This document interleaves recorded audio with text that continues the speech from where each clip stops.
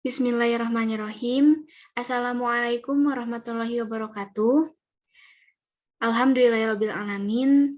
Kepada yang terhormat Ibu Adayati Nuriyantini selaku dosen pengampu mata kuliah termodinamika serta teman-teman yang berbahagia.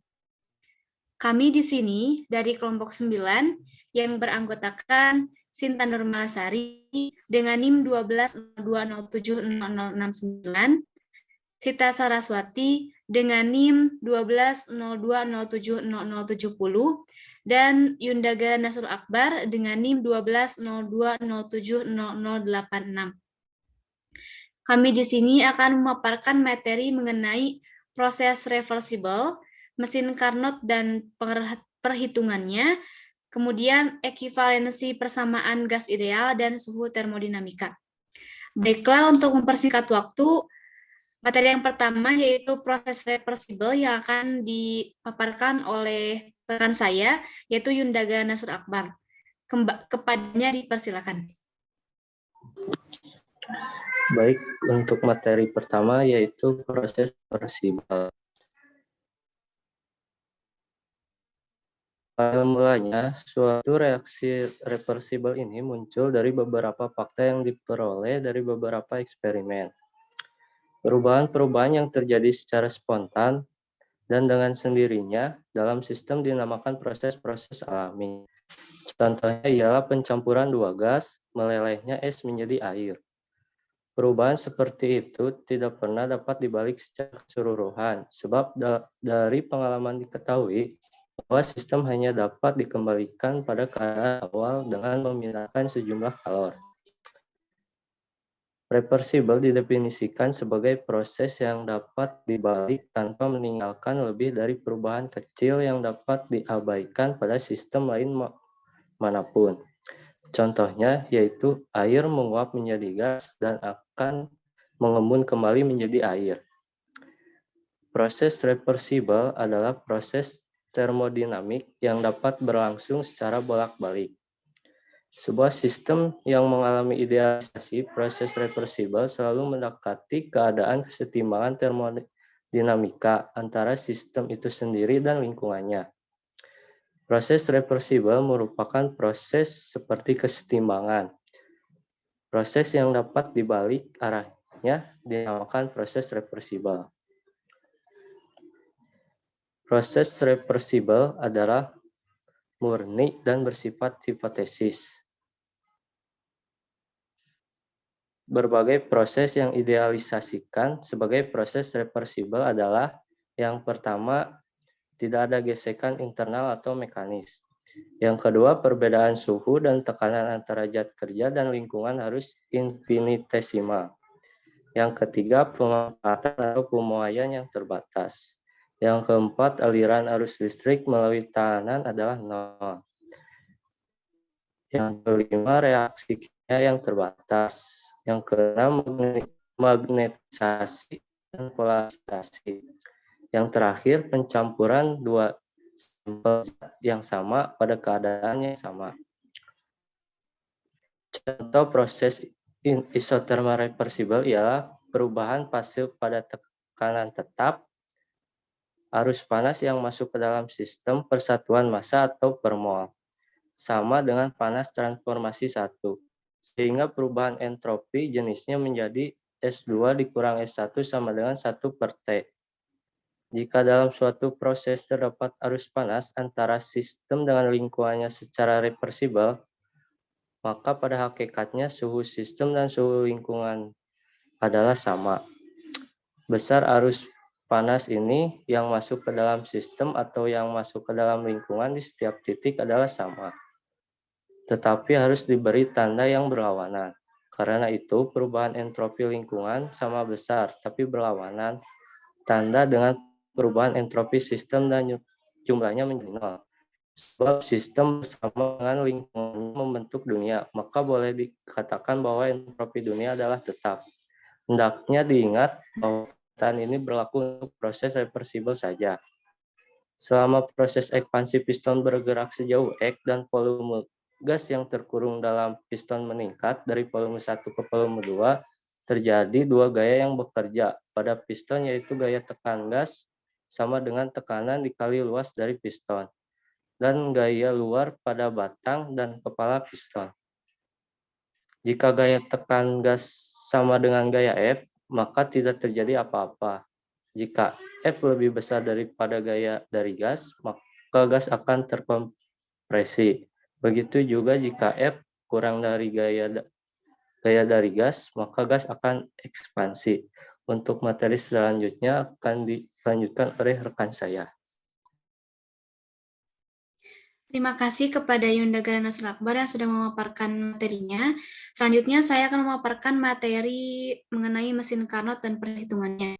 Nah, untuk pengertian mesin Carnot sendiri adalah mesin ideal yang memiliki efisiensi tertinggi di mana bergerak sesuai dengan siklus yang dinamakan siklus Carnot. Usaha total yang dilakukan oleh sistem untuk satu siklus sama dengan luas daerah di dalam siklus pada diagram P atau tekanan sampai pi atau volume. Nah, mesin Carnot bekerja antara dua tandon dengan cara khusus yang sederhana. Semua kalor diserapnya terjadi pada suatu temperatur tinggi yang tetap, yaitu pada temperatur tandon panas dan semua kalor tandon panas. Karena keempat proses itu terbalikan, maka daur Carnot merupakan daur terbalikan, dapat dilihat pada PPT. Next slide.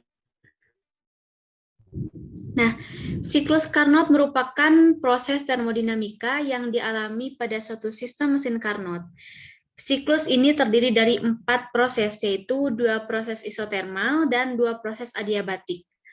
Dapat dilihat pada gambar, mesin ini bekerja secara reversible atau bolak-balik. Tahapan siklus Carnot ditunjukkan pada proses AB dan CD, yang merupakan adiabatik, dan proses BC dan DA yang merupakan isotermal.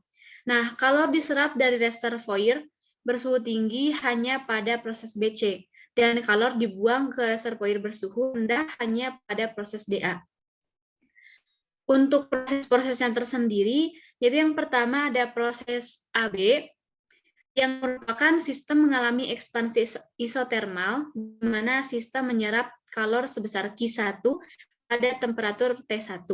Kemudian yang kedua, C, ekspansi adiabatik, di mana tidak ada kalor yang keluar dan masuk dalam sistem. Temperatur berubah dari T1 menjadi T2, dan sistem melakukan kerja. Kemudian yang ketiga, proses CD. Konversi isotermal, pada proses ini sistem melepas kalor sebesar Q1 dan tidak adanya perubahan temperatur. Kemudian yang keempat yaitu proses DA, kompresi adiabatik, karena sistem tidak menyerap ataupun melepas kalor. Temperatur sistem berubah dari T1 menjadi T2 dan dikenakan kerja pada sistem. Boleh next. Nah, untuk sekarang saya akan memaparkan materi perhitungan mengenai mesin Carnot. Efisiensi digunakan untuk mengukur kemampuan mesin dalam mengubah kalor yang diserap menjadi kerja. Untuk rumus efisiensi mesin kalor yaitu eta sama dengan W per Q1 dikali 100%. Nah, sedangkan siklus Carnot berlaku hubungan W sama dengan Q1 kali Q2. Maka eta sama dengan Q1 dikurangi Q2 per Q1 dikali 100%, dan eta sama dengan 1 dikurangi Q2 per Q1 kali 100%. Nah, berdasarkan siklus Carnot berlaku hubungan Q1, maksudnya Q2 per Q1 sama dengan T2 per T1, sehingga rumus efisiensi siklus Carnot menjadi eta sama dengan 1 dikurangi T2 per T1 dikali 100%, di mana keterangannya yaitu eta sama dengan efisiensi mesin Carnot, T1 yaitu suhu reservoir yang bersuhu tinggi yaitu Kelvin, dan kemudian T2 suhu reservoir bersuhu rendah yaitu Kelvin. Sekian materi yang dapat saya sampaikan, selanjutnya akan disampaikan oleh rekan saya Sita Saraswati. Kepadanya dipersilakan. Baik, materi selanjutnya yaitu ada ekivalensi persamaan gas ideal dan suhu termodinamika, yang dimana persamaan gas ideal adalah suatu persamaan yang menyatakan hubungan antara tekanan, volume, dan suhu suatu gas. Berikut persamaan yang ditemukan dalam bentuk hukum fisika, bahwa dalam gas sejati hanya dalam limit tekanan mendekati 0 sajalah persamaan keadaannya yang mengambil bentuk yang sederhana. Pp sama dengan NR theta, dengan P sama dengan tekanan gas, V volume gas, N jumlah mol gas, R tetapan gas universal, dan T suhu gas. Selanjutnya, yaitu menurut definisi, gas ideal memenuhi persamaan Pp sama dengan NR theta, yang dimana do U, do P mendekati theta sama dengan 0. Persyaratannya bahwa do U, do P mendekati theta sama dengan 0 dapat ditulis dengan cara lain yang bisa dilihat di dalam video ini, yang dimana energi internal gas sejati merupakan fungsi tekanan maupun temperatur. Sangat menguntungkan bagi kita dalam hal ini untuk mendefinisikan gas ideal yang sifatnya demikian, sehingga walaupun tidak bersesuaian dengan gas, apapun yang ada, ia mendekati gas sejati pada tekanan rendah. Akhirnya, karena do U, do P mendekati T, dan do U, do V mendekati theta, keduanya sama dengan 0, maka U sama dengan F dikali theta saja. Selanjutnya, apakah gas yang sebenarnya dapat diperlakukan seperti gas ideal? Bergantung pada ketelitian yang ingin diperoleh dalam perhitungan tertentu.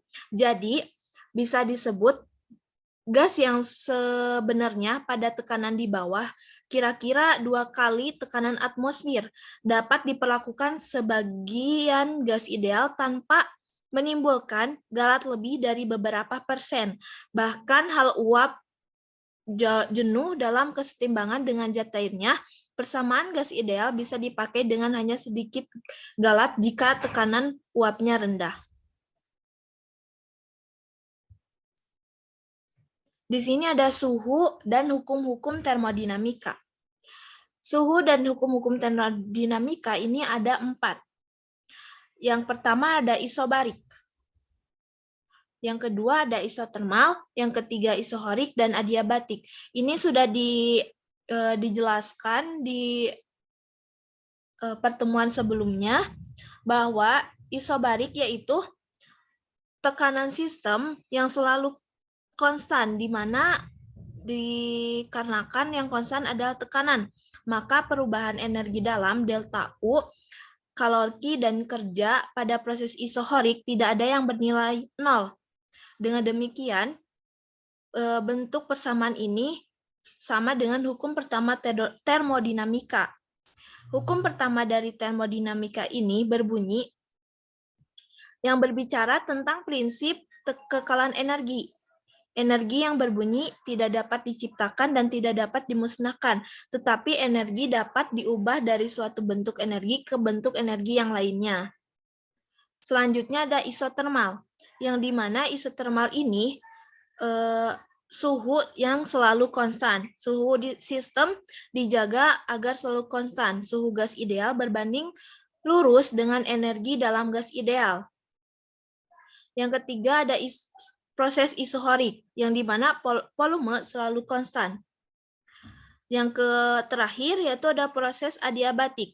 Dalam proses adiabatik ini tidak ada kalori yang ditambahkan pada sistem atau meninggalkan sistem. Proses adiabatik bisa terjadi pada sistem tertutup yang terisolasi dengan baik. Energi dalam sistem gas ideal berbanding lurus dengan suhu. Karenanya jika energi dalam sistem bertambah, maka sistem juga bertambah. Sebaliknya, jika energi dalam sistem berkurang, maka suhu sistem berkurang. Perubahan dari tekanan dan volume sistem pada proses adiabatik digambarkan melalui kurva adiabatik. Terus hukum-hukum termodinamika, yaitu ada hukum nol termodinamika, yang dimana jika dua sistem dalam keadaan setimbang dengan sistem ketiga, maka ketiga sistem saling setimbang satu dengan lainnya. Hukum 1 termodinamika berbicara tentang prinsip kekekalan energi yang berbunyi, energi tidak dapat diciptakan dan tidak dapat dimusnahkan, tetapi energi dapat diubah dari suatu bentuk energi ke bentuk energi lainnya. Hukum kedua termodinamika, energi kalor tidak dapat seluruhnya diubah menjadi energi mekanik atau usaha, tetapi sebagian akan terbang. Hukum 3 termodinamika, suatu saat sistem akan berada pada suhu nol absolut, proses akan berhenti, dan entropi sistem akan mendekati nilai minimum. Nah, selanjutnya tadi disinggung kata entropi. Kata entropi itu pertama kali dicetuskan oleh Rudolf Clausius pada tahun 1865, yang berasal dari bahasa Yunani, adalah satu besaran termodinamika yang mengukur energi dalam sistem persatuan temperatur yang tak dapat digunakan untuk melakukan usaha. Entropi termodinamika mempunyai dimensi energi dibagi temperatur yang mempunyai satuan internasional Joule per Kelvin.